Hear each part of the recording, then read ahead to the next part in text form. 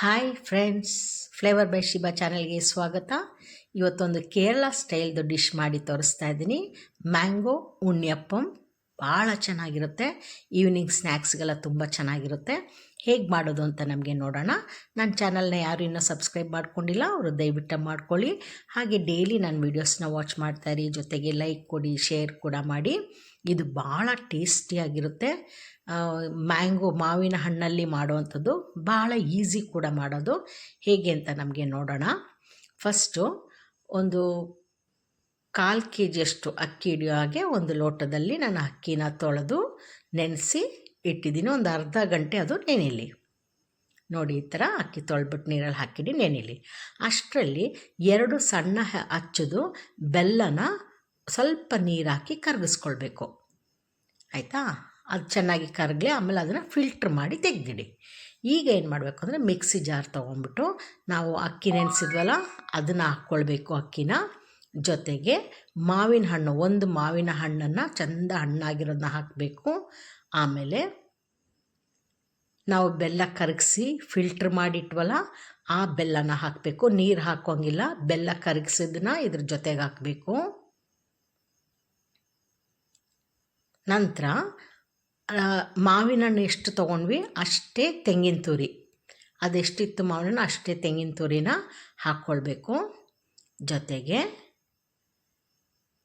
ಇದಿಷ್ಟನ್ನು ಹಾಕಿಬಿಟ್ಟು ಮುಚ್ಚಿ ಮಿಕ್ಸಿಲಿ ಚೆಂದ ಗ್ರೈಂಡ್ ಮಾಡ್ಕೊಳ್ಳಿ, ನೈಸಾಗಿ ಗ್ರೈಂಡ್ ಮಾಡ್ಕೊಳ್ಳಿ. ಅಕ್ಕಿ, ಮಾವಿನ ಹಣ್ಣು, ಬೆಲ್ಲ ಮತ್ತು ತೆಂಗಿನಕಾಯಿ. ಇದನ್ನು ಒಂದು ಬೌಲ್ಗೆ ಹಾಕ್ಕೊಳ್ಳಿ. ನೋಡಿ ಎಷ್ಟು ಚೆನ್ನಾಗಿ ನೈಸಾಗಿ ಗ್ರೈಂಡ್ ಆಗಿದೆ ಅಲ್ವ. ಇದನ್ನು ಒಂದು ಬೌಲ್ಗೆ ಹಾಕ್ಕೊಳ್ಳಿ. ಹಾಕ್ಕೊಂಬಿಟ್ಟು ತುಂಬ ಚೆನ್ನಾಗಿ ಬರುತ್ತೆ. ಒಂದು ಸಲ ಮಾಡಿ ನೋಡಿ ಎಷ್ಟು ಟೇಸ್ಟಿಯಾಗಿರುತ್ತೆ ಅಂತ. ಇದು ಸ್ವಲ್ಪ ಒಂದು 2 ಚಿಟಿಕೆಯಷ್ಟು ಸೋಡಾ ಹಾಕ್ತಾಯಿದ್ದೀನಿ. ಇದು ಸಾಲ್ಟ್, ಉಪ್ಪು. ಇದು ಯಾವುದೇ ಸ್ವೀಟ್ ಮಾಡೋಕೆ ಒಂದು ಚಿಟಿಕೆ ಉಪ್ಪು ಹಾಕಿದ್ರೆ ರುಚಿನೇ ಬೇರೆ.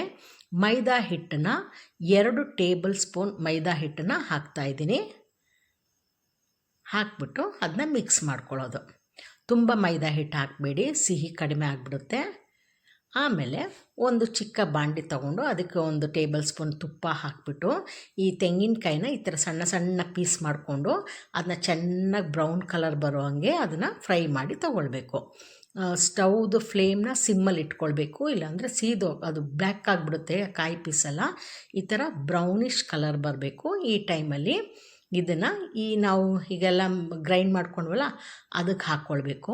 ಅದು ತಿನ್ನುವಾಗ ಮಧ್ಯೆ ಮಧ್ಯೆ ತೆಂಗಿನಕಾಯಿ ಪೀಸ್ ಸಿಗ್ತಾಯಿದ್ರೆ ಭಾಳ ಟೇಸ್ಟ್ ಅನಿಸುತ್ತೆ. ಅದು ತುಪ್ಪದಲ್ಲಿ ಬೇರೆ ಫ್ರೈ ಮಾಡಿರ್ತೀವಲ್ಲ ಅದೊಂಥರ ಚೆನ್ನಾಗಿ ಅನಿಸುತ್ತೆ ಬಾಯಿಗೆ ಸಿಗುವಾಗ. ಈಗ ನಾವು ಪಡ್ಡು ಮಾಡ್ತೀವಲ್ಲ ಆ ಒಂದು ಪಾತ್ರೆ ತೊಗೊಂಡು ಅದಕ್ಕೆ ಸ್ವಲ್ಪ ಎಣ್ಣೆ ಹಾಕ್ಕೊಂಡು ಹೋಗ್ತಾಯಿದ್ದೀನಿ. ಜಾಸ್ತಿ ಎಣ್ಣೆ ಹಾಕಿದ್ರೆ ತುಂಬ ಎಣ್ಣೆ ಹಿಡಿಯುತ್ತೆ. ಇದು ನಾನ್ ಸ್ಟಿಕ್ ಆದ್ದರಿಂದ ಅವಶ್ಯಕತೆ ಇಲ್ಲ. ಸ್ವಲ್ಪ ಹಾಕ್ಕೊಂಡು ಒಂದೊಂದು ಡ್ರಾಪ್ ಹಾಕ್ಕೊಂಡೋಗಿದ್ದೀನಿ. ಈಗ ಅದಕ್ಕೆ ಈ ನಾವು ಮಿಕ್ಸ್ ಮಾಡಿದ್ದನ್ನ ಹಾಕ್ಕೊಳ್ಬೇಕು.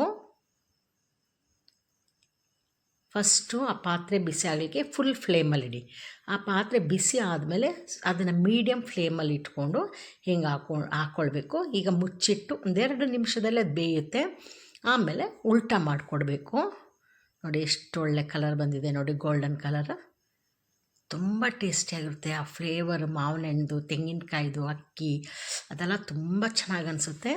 ಈವ್ನಿಂಗ್ ಕಾಫಿಗಂತೂ ತುಂಬಾ ಚೆನ್ನಾಗಿ ಅನಿಸುತ್ತೆ.